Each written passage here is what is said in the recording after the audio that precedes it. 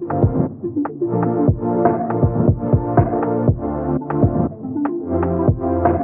right, today we're diving into something pretty controversial in the world of trading. It's this idea that the market isn't just random, it's actively setting traps. It's a theory called inducement, and you know what? It might just explain some of those super frustrating losses you've had. So let me ask you a question. Has this ever happened to you? You've done all your homework, you are sure you know which way the market is headed, but you still end up losing the trade. If that sounds familiar, then you're definitely going to want to hear this. I mean, it's just a maddening experience, right? You see the price is about to go up, so you go long. But then, out of nowhere, there's this sudden, sharp dip, just deep enough to hit your stop loss and kick you out of the trade. And then, almost immediately, it snaps back and takes off, rocketing in the exact direction you predicted. So, what on earth just happened?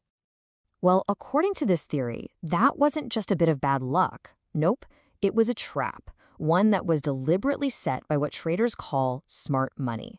And that's the core idea we're going to unpack today. The name for this trap is inducement. The theory basically suggests that these huge institutional players, they intentionally push the price around to create a false signal. The goal? To induce or, lure regular retail traders into taking a position at exactly the wrong moment, right before the market makes its real move. So this theory sets up this kind of predator and prey dynamic in the market. On one side, you have the hunters. That's the smart money, the big institutions, and they're looking for something. On the other side, you have the hunted. That's the retail traders, us regular folks who, just by trying to follow the trend, might be providing exactly what the hunters are looking for. So what is this thing they're hunting for? It's called liquidity. And you can just think of liquidity as fuel. It's these specific areas on a chart where a massive number of orders are all clustered together. Think about all those stop losses people place just below a support level or just above a resistance level. Those clusters, they're like giant pools of liquidity. Okay, so let's just nail this down because it's super important. The inducement, that's the bait. It's the false move that gets everybody to put their orders in.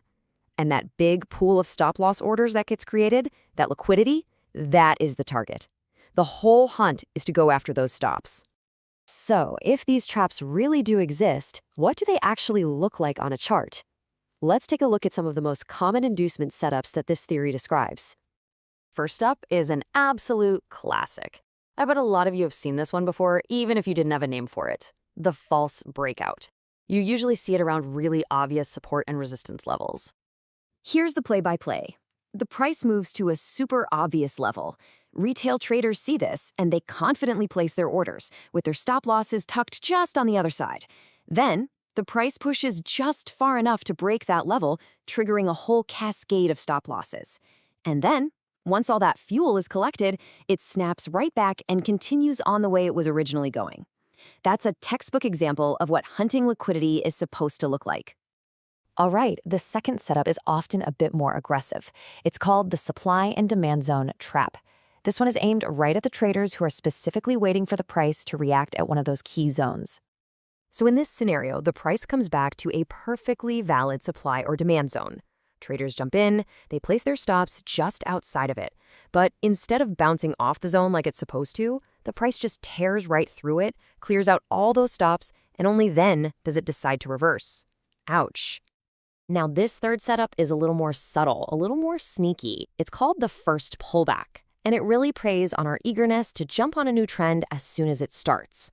So according to this theory, after you see a huge move in the market, that first, most obvious little pullback, that's often just more bait. It's designed to suck in all the early bird traders, get them trapped, before the price continues on to a deeper, truer reversal point. Okay, so if the market is supposedly filled with all of these potential traps, how on earth are you supposed to navigate it? Well, for someone who believes in this theory, it's less about a specific trading strategy and more about a fundamental shift in mindset. The thought process would look something like this. First, you identify the bait. You spot that setup that just looks a little too perfect. Second, you just watch. You look for more clues that a trap is being set. Third, and this is the hardest part, you have to patiently wait for the trap to spring. You watch that obvious level get taken out. And only then, after the hunt is over and the liquidity has been cleared, do you even start to look for an entry. Now look, this is a very compelling story, isn't it? It makes a lot of sense of the chaos.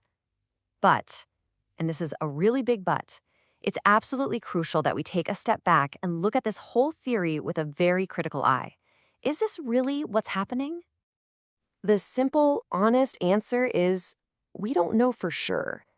The number of peer-reviewed academic studies that prove smart money is consciously and deliberately hunting retail stop losses is, for all practical purposes, 0. The source material is actually really clear on this point. It says, it's a psychological idea. There's no real proof anywhere that confirms this. So we have to remember, what we're talking about is a compelling narrative, but it is an unproven one. It's a theory, not a law of the market. And relying on this theory has some pretty significant limitations. It's really hard to spot these things in real time. It's just a psychological theory, not some unbreakable rule. And maybe the biggest problem is, if you're always waiting around for an inducement that never actually happens, you could end up missing a ton of perfectly good trades. So what's the real value here? Honestly, it's not about proving whether the theory is true or not.